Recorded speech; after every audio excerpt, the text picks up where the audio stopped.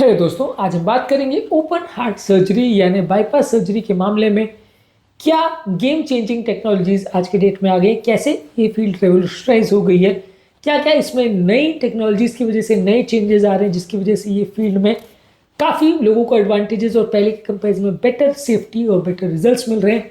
ये सारी टेक्नोलॉजीज के बारे में जानना, समझना और उनको अपने कॉमन लाइफ में क्यों यूज़ करना ज़रूरी है, ये सारे एस्पेक्ट्स को हम समझने का प्रयास करेंगे। आज के टॉपिक है game changing technology in cardiac surgery. Topic पर जाने से पहले जो लोग हमारे चैनल पर नए हैं उन्हें रिक्वेस्ट करूंगा कि चैनल को सब्सक्राइब करें, वीडियोस को लाइक करें, शेयर करें, फॉलो करें, कमेंट करें, पूरा देखें। टॉपिक इंपॉर्टेंट है, इसे अंत तक देखिएगा। चलिए शुरू करते हैं। सबसे पहले robotic assisted cardiac surgery, basically ये डा विंची सर्जिकल सिस्टम आता है जिसमें बेसिकली कुछ पोर्ट्स द्वारा एक रोबोटिक हैंड द्वारा सर्जरी की जाती है, जहाँ सर्जन एक अलग कंसोल में बैठ के सारे रोबोटिक हैंड्स द्वारा ज़्यादा प्रिसीजन, ज़्यादा फाइन विजुअलाइजेशन के साथ और ज़्यादा अच्छी मैन्यूवरेबिलिटी के साथ बिना हार्ट को पूरी तरह से खोले vital valve repair, bypass surgery, atrial septal defect repair surgery, ये सारी चीज़ें कर सकता है। इस पर सर्जरी के इंसिजन कम होंगे, रिकवरी बेटर होगी और पोस्ट ऑपरेटिव पेन या इश्यूज पेशेंट को कम होंगे, इन्फेक्शन के इश्यूज कम होंगे। तो ये रोबोटिक हैंड सिस्टम जो है ये ज़्यादा प्रिसीजन के साथ अच्छी सर्जरी कर सकता है, लेकिन हाँ, इसमें लर्निंग कर्व काफ़ी है, सर्जन को भी ज़्यादा स्किल होना पड़ता है और कई बार अपने हाथ से सर्जन जितनी अच्छी सर्जरी कर पाता है उतना इसमें नहीं कर पाता, कॉस्टली भी बहुत होते हैं, कॉस्ट भी कई गुना बढ़ जाता है। तो इसलिए रोबोटिक असिस्टेड सर्जरी डेफिनेटली इसके कुछ एडवांटेजेस तो हैं, लेकिन एक्स्ट्राऑर्डिनरी ऐसा नहीं कि हर व्यक्ति को रोबोटिक के लिए ही जाना चाहिए, पर हाँ, इसको कंसिडर करना ज़रूर चाहिए। इसके अलावा की होल सर्जरी, जहाँ छोटे थोराकोटोस्टोमी इंसिजन्स के द्वारा या बगैर बहुत बड़े सर्जरिकल इंसिजन्स किए mitral valve repair surgery, atrial septal defect surgery और बाईपास सर्जरी के कुछ ग्राफ्स को किया जाता है। इसके अलावा पोर्ट एक्सेस टेक्नोलॉजी द्वारा छोटे इंसिजन्स द्वारा हार्ट की सर्जरी की जा सकती है। ये कंपैरेटिवली लेस इन्वेजिव सर्जरी है, जहाँ छाती को पूरा नहीं खोला जाता है और कम इन्वेजिव तरीके से सर्जरीज की जाती है। तो ये कंपैरेटिवली काफ़ी गेम चेंजिंग है उन लोगों के लिए जिनको इतना बड़ा स्कार देखने में डर लगता है, और खासकर उन लोगों के लिए जो कॉस्मेटिक कॉन्शियस हैं या यंग फीमेल्स वगैरह हैं, उनके लिए डेफिनेटली आप लैटरल थोरैकेटोमी वाला करोगे जहाँ छाती को बीच से नहीं खोलोगे तो उनको कॉस्मेटिकली ज़्यादा अच्छा दिखता है और कंपैरेटिवली उनको ज़िंदगी भर का एक धब्बा या एक इशू नहीं रहता है, और ज़्यादातर लोग को ये कन्वीनियंट भी ज़्यादा लगता है, देखने में भी लॉन्ग टर्म प्रॉब्लम्स भी कम लगता है। तो इस हिसाब से ये लेस इन्वेजिव है, तो उसका एक बड़ा प्रॉब्लम लोगों का जो होता है कि छाती खोल के करेंगे वो थोड़ा सा कुछ हद तक कम हो जाता है। हालांकि उसमें भी कुछ हद तक तो ओपन हार्ट होता है, लेकिन तरीका थोड़ा सा अलग है, स्कार थोड़ा कम आता है। इसके अलावा ट्रांस कैथेटर या हाइब्रिड प्रोसीजर किए जाते हैं, जैसे transcutaneous mitral valve repair surgery है, transcutaneous aortic valve replacement surgery है, माइटल वाल्व रिप्लेसमेंट सर्जरी है, ट्राइकस्पिड वाल्व रिप्लेसमेंट सर्जरी, जहां अलग अलग कैथेटर्स द्वारा हम सर्जिकल बगैर किए वाल्व को रिप्लेसमेंट कर सकते हैं। इसमें एक टिश्यू वाल्व का एक कैथेटर वहाँ पे ले जाया जाता है, बलून द्वारा फुला दिया जाता है और कैथेटर को निकाल दिया जाता है। टाबी प्रोसीजर या TMVI प्रोसीजर पर हमने ऑलरेडी काफ़ी वीडियोस के, इनको जरूर देख लीजिएगा। पर ये काफ़ी बड़ा गेम चेंजिंग टेक्नोलॉजी है। इसको कई बार हाइब्रिड तरीके से भी करते हैं, जहाँ सर्जन पूरा हार्ट तो नहीं खोलता लेकिन हार्ट का एक छोटा सा छेद करके वहाँ पे कैथेटर द्वारा हार्ट पे वाल्व को इंसर्ट करता है और उसको फुला देता है, अपेक्स का हार्ट को खोल के, कोई एक पर्टिकुलर हार्ट का हिस्सा को खोल के उससे सर्जरी हो जाती है, वाल्व पूरा चेंज भी हो जाता है और पूरा छाती खोलना और वाल्व चेंज करना ये सब माथापच्ची कम हो जाती है। तो ये एक हाइब्रिड तरीका भी है जहाँ पे सर्जरीज को किया जा सकता है, या कई बार कुछ पार्ट उसका सर्जन ओपन करके कर ले, कुछ पार्ट हाइब्रिड वे में कर ले, ऐसा भी कई बार होता है। तो ये एक एडिशनल टेक्नोलॉजी है जो आपके कई ओपन हार्ट सर्जरीज को बचाती है। थोड़ी कॉस्टली टेक्नोलॉजी जरूर है। इसके अलावा हाइब्रिड कोरोनरी रेवास्कुलेशन भी आता है, जहाँ पे कुछ नली को आप स्टेंट और कुछ को बाईपास कर देते हैं। हर नली की इंडिविजुअल नीड्स को समझते हुए आप पेशेंट का रिवास्कुलेशन प्लान कर सकते हो, किस पर्टिकुलर नली को बाईपास की ज़रूरत है, किस पर्टिकुलर नली को स्टेंट की ज़रूरत है, उस हिसाब से आप पेशेंट की नीड्स को एड्रेस कर सकते हैं।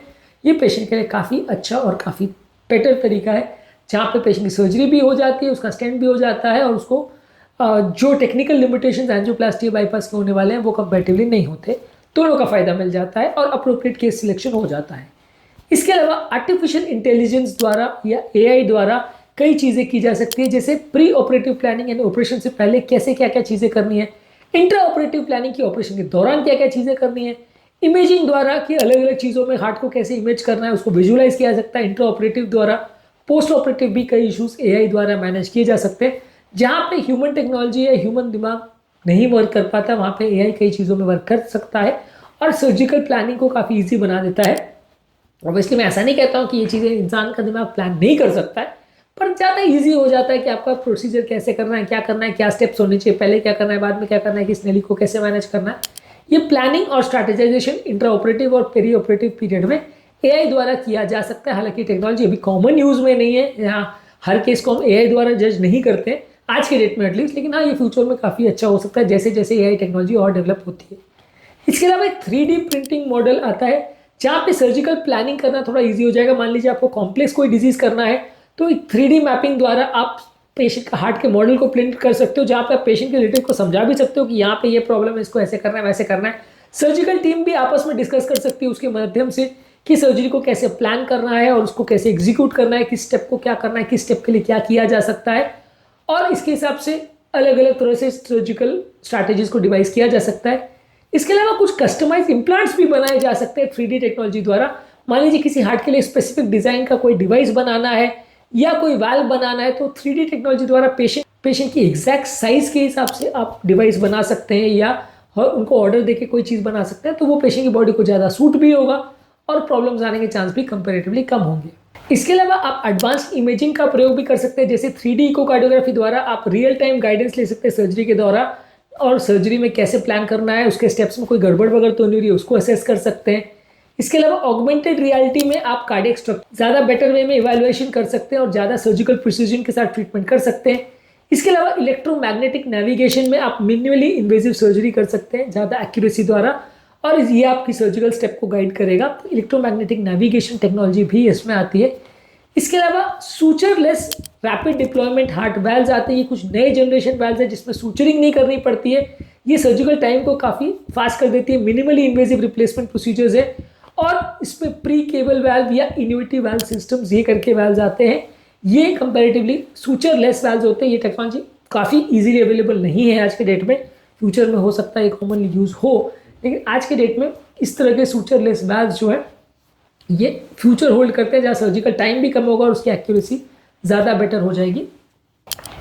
इसके अलावा x vivo heart perfusion, heart transplantation के दौरान ऑर्गन केयर सिस्टम आता है, चूँकि ट्रांसप्लांटेशन के लिए अगर किसी का हार्ट निकाला गया तो उसकी परफ्यूजन को ज़्यादा देर तक मेंटेन करता है, उसको ज़्यादा घंटे तक जीवित रहने देता है ताकि ट्रांसप्लांटेशन सक्सेसफुली किया जा सके। ट्रांसप्लांटेशन में जो क्रिटिकल विंडो पीरियड होता है कि 4 घंटे के अंदर ही आपको ट्रांसप्लांट करना होता है, नहीं तो हार्ट खराब हो जाएगा, उस हार्ट को ये ज़्यादा टाइम तक बचा के रखता है ताकि सर्जरी ज़्यादा अच्छी तरह से हो पाए।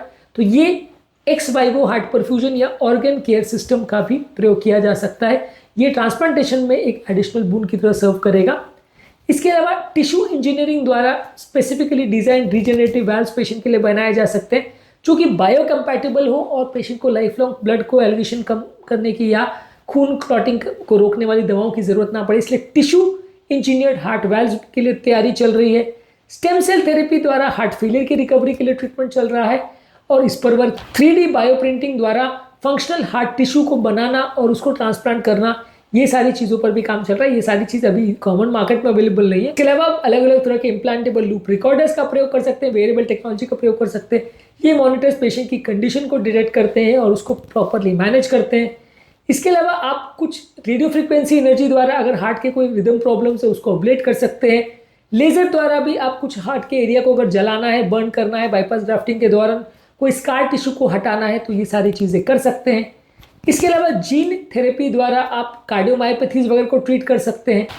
इसके अलावा एक ई-रास प्रोटोकॉल होता है जहाँ enhance recovery after surgery protocol होता है, जहाँ पे मिनिमली इन्वेजिव टेक्निक्स द्वारा पेशेंट को जल्दी मोबिलाइज किया जाता है और सर्जरी के बाद उसकी रिकवरी को फास्टन किया जा सकता है। ये सारी चीज़ें आजकल अवेलेबल है। इसके अलावा कुछ वेंट्रिकुलर असिस्ट डिवाइसेस अवेलेबल है जो मिनिएचर पंप होते हैं जो हार्ट ट्रांसप्लांट से पहले पेशेंट के हार्ट को चालू रखते हैं और उसके हार्ट को नॉर्मल जैसा काम करने देते हैं। इसके अलावा टोटल मेटालिक आर्टिफिशियल हार्ट्स भी आते हैं जो कि बिल्कुल नेचुरल हार्ट जैसा काम करते हैं और कुछ महीने तक आपका काम चला सकते हैं जब तक आपको ट्रांसप्लांट के लिए प्रॉपर डोनर नहीं मिल जाए। तो ये बेसिकली बहुत सारे नई अरीना है जो खुल गई है।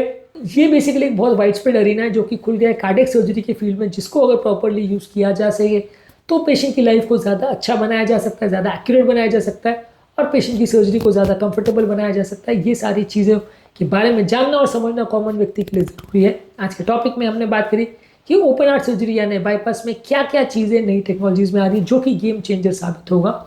ये सारी टेक्नोलॉजीज़ को अलग अलग वीडियोज़ में हम डिस्कस करेंगे तो आपको शायद बेटर समझ में आएगा। आज तो खाली शॉर्ट में हमने इस पर ओवरव्यू किया।